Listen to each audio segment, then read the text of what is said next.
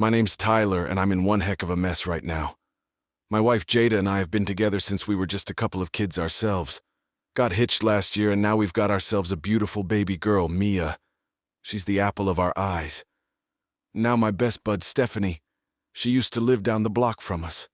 Started hanging out with Jayda and me on the regular a few years back. At first, Steph wasn't too keen on me. Said I was too clingy and all up in their business. I mean, I got my issues. I'm bipolar, got the tism, and some PTSD to boot. Makes me a bit socially clumsy, you know. But Jayda loves me anyhow, quirks and all. Anyhow, the three of us were thick as thieves for a while there. Hanging at our place, catching flicks, checking out the local scene. Good times. Course, I always made sure to plan some special nights just for me and my lady love too. Well, wouldn't you know it, back in January we found out Jayda was cooking up a little bun in the oven. Crazy, right? She was working at this burger joint, hurling her guts out one day. Went to see the doc and bam, 8 weeks along already. So Jayda had to put her nose to the grindstone, getting prepped for mommyhood and all. Meant less time for gabbing with Stephanie. She and I tied the knot quick as a wink after finding out we were going to be parents. That's when stuff started going sideways. Jayda enrolled in school, trying to get her foot in the door as a paralegal. Wants to be a big-shot lawyer someday. Plus, she's playing stay-at-home mom and juggling classes. Busy as a one-armed paper hanger, I tell you. So this one time, I get a text from Stephanie. Wants to chat. Says she's all in a tizzy. I take the call even though Jayda was giving me the stink eye. Few minutes later, I tell Jayda that Steph's old man is on the warpath and we gotta go get her. Jayda's not happy, seeing as how we were in the middle of a movie and she'd just put Mia down for the night. We hightail it to Stephanie's place and bring her back to crash with us. As Jayda's settling Mia back down, Steph asks to join us for a cuddle puddle in our bed. Jayda wasn't too keen on the idea, gets claustrophobic because of some bad juju from when she was a kid. But I gave the thumbs up. Next morning, Steph's pops apologized, so she moseyed on home. Soon as she was out the door, Jayda reamed me out good. Said what I did was not just inappropriate, but stomped all over her boundaries. But here's where it gets real juicy. Ever since then, anytime Steph has beef with her dad, she rings up yours truly to vent. One day while my folks were over visiting, my ma overheard me jawing with Stephanie. Ma pulled Jayda aside, all concerned, asked if she was copacetic with it. Jayda admitted she wasn't tickled pink. But every time she brought it up with me, I'd get my hackles up saying Steph needed our help, that she was going through a rough patch, yada yada. Now my ma, she got bamboozled by my old man back in the day, so she can sniff out a two-timer a mile away.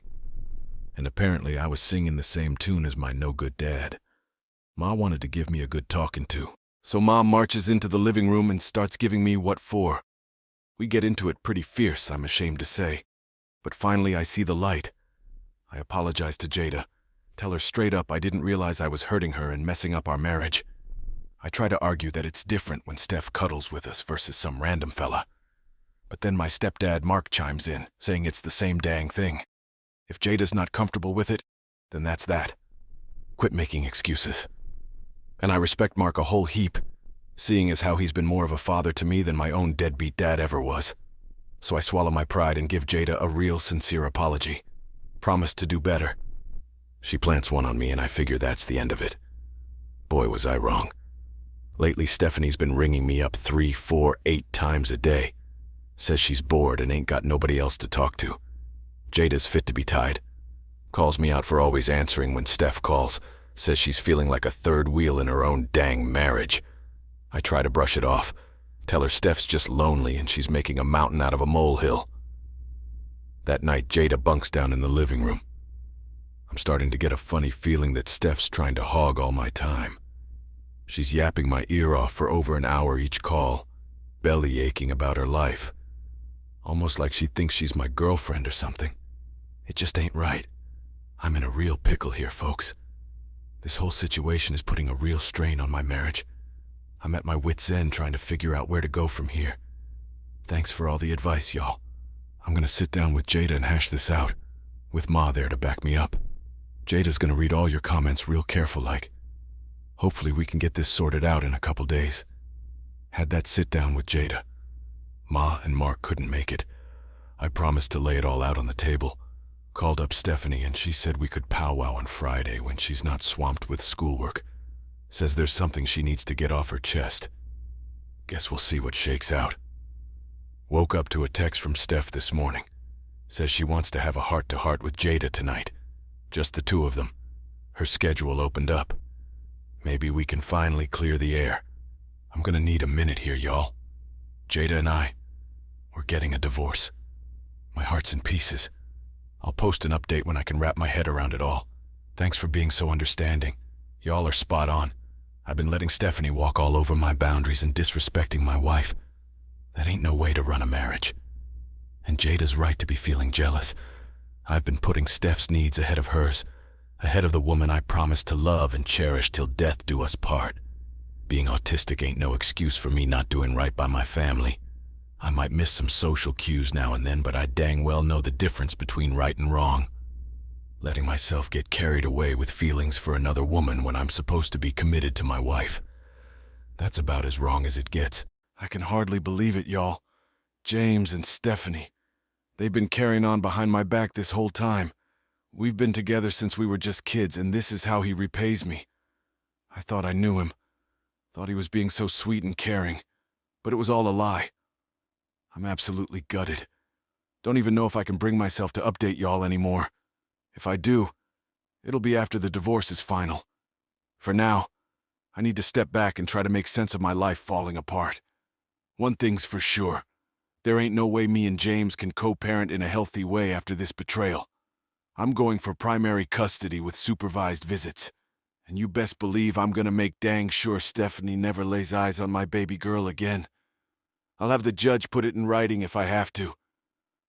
I plumb forgot to mention I called up James's ma and stepdad this morning. They're madder than wet hens at what their boy's done to me. They've kicked him out, and he's shacking up with Stephanie at our old place now. At least he let me come get my stuff without putting up a fuss. He says he'll keep in touch about the divorce. Mighty big of him, considering. Sorry for going radio silent on y'all. Been talking to this lawyer who's helping me out at a cut rate. My in-laws are pitching in for the fees, bless their hearts. They ain't about to let their no-good son off easy. I've got all kinds of evidence piling up. Threatening texts from James and Stephanie. Even one that pretty much admits to blackmail. My lawyer's chomping at the bit to use it against them in court. James keeps running his fool mouth, saying I ought to just give up my rights to our daughter so he can ride off into the sunset with Stephanie. But I shut that down real quick. That little angel's the light of my life, and my only shot at being a mama. After months of postnatal complications, I finally got a clean bill of health from the doc. But he says if I get pregnant again, it could kill me. So this is it for me in the baby department. Going to court for the divorce this Friday. Got a mediator and everything so I don't have to deal with James and his bully tactics directly. My lawyer's a real straight shooter, which I appreciate. My in-laws have washed their hands of James after the way he's disrespected them for taking me in. The way he's jerking me around has them fit to be tied. They've always treated me like their own flesh and blood, so they're just as riled up as I am. That's why they stepped up to help with the lawyer fees, seeing as how I've been home with the baby and not working. They're real stand-up folks. I've been going to therapy 3 times a week now. Get this, I was just diagnosed with DID. Apparently it came out during a session when I blacked out. My therapist and psychiatrist had suspected for a while, but now it's confirmed. I ain't telling James about it, that's for dang sure. My mother-in-law knows, though. She's been my rock through all this mess. And to all those busybodies on Reddit saying I moved out too quick for it to be real, I didn't have much to begin with, and I had to go back for the baby's things. While I was doing that, James and Stephanie had the nerve to go gallivanting off to my dream vacation spot, sent me pictures and everything just to twist the knife. My baby girl's having a tough time adjusting to her daddy not being around. She's fussing up a storm most days, and I'm pretty sure she misses him something fierce. Well, y'all, it's been a wild ride these past few months. I got some good news and some not-so-good news to share. First off, my baby girl is safe with me, and my lawyer came through in a big way. James was in such an all-fired hurry to be done with the divorce. He ended up hanging himself with his own words. I had proof of all his threats and blackmail, trying to force me to sign away my rights to our daughter. The judge was madder than a wet hen when he saw it all. Tore into James and Stephanie something fierce, saying they were lucky I didn't press charges for extortion. With all that bad behavior on record, the judge said he couldn't in good conscience do shared custody, worried they might try to up and run off with my little girl. So I got full custody, with James only getting supervised visits. My mother-in-law, bless her heart, volunteered to oversee the visits until the divorce is final. If James or Stephanie try to contact me about anything other than our daughter, they'll be slapped with a pair of silver bracelets faster than you can say jailbird. Of course, James has to pay child support. He pitched a fit, but it didn't do him no good. Now here's the part that breaks my heart. After the hearing, James says if he can't have primary custody, he's gonna try to terminate his rights altogether. Says he doesn't want to be tied to me no more, even if it means our daughter suffers for it. I swear it's like I don't even know who he is anymore. And Stephanie, well, she dropped a bombshell on me too. Turns out she can't have kids of her own on account of some sickness she had as a teenager. Says she wanted a baby so bad, she was willing to blow up my family to play house with my daughter. The gall of that woman, asking me if I'm happy I tore apart her and James's family. As if she didn't just bulldoze through mine like a wrecking ball. I was so angry, y'all. Wanted to slap her silly. But I held myself back. That's all I got for now. Next update will probably be when this whole divorce mess is finally done. Thanks for sticking with me through it all. I was fixing to post an update after the court hearing on Friday, but then everything went topsy-turvy. 2 days ago, my soon-to-be ex-husband wound up in the hospital. Stephanie called me bawling, saying James tried to OD on his meds. She found him in the nick of time. He's stable now, but they're moving him to another facility for the foreseeable future. Doctors ain't sure how long he'll be there. I know James put me through the ringer, but he's still my baby's daddy. I ain't pressing charges against Stephanie this time around, seeing as how it was a life-or-death situation. Divorce proceedings are on hold for a spell until James gets out. Talked to my lawyer and he said I shouldn't have responded to Stephanie's call, but he gets why I did. James is at a place that specializes in autism and emotional regulation disorders. They're saying at least 30 days, depending on how he takes to the treatment. I'm asking y'all to keep me in your prayers as I try to navigate this whole mess. I got a lot on my plate right now, figuring out emergency care and all. I'll do my best to keep you posted. Thank you kindly for all your support. Well, folks, I know I said I was going to step back for a while, but life has a way of throwing curveballs when you least expect it. It's been 2 weeks since James was hospitalized after trying to take his own life. We put the divorce on hold until he gets out, so I've been focusing on spending time with my baby girl and leaning on my in-laws for support. They've been my rocks through all this. I'm still getting used to my DID diagnosis, and I was out of commission for a few days thanks to some heavy-duty painkillers. But I figured y'all deserve to know how this whole saga ends. Brace yourselves, because this is a doozy. Stephanie got herself arrested and slapped with a laundry list of charges: breaking the protective order, aggravated assault, attempted kidnapping, and Lord knows what else. Here's what went down. I was out running errands, minding my own business, when I stopped at this little Italian joint James and I used to go to before everything went sideways. I put in my order and sat down to wait. Next thing I know, Stephanie comes barreling in like a bat out of hell, hollering gibberish at the top of her lungs. Then she starts wailing on me, punching and kicking like a wild animal. When the dust settled, I was a right mess. Broke my nose and arm, fractured my eye socket, even punctured a lung. Stephanie must have realized she'd stepped in it big time, because she tried to make a break for it with my baby in the stroller. Thank the good Lord, some quick-thinking bystander stopped her before she could get away. I came to with police in my hospital room and my mother-in-law holding my daughter.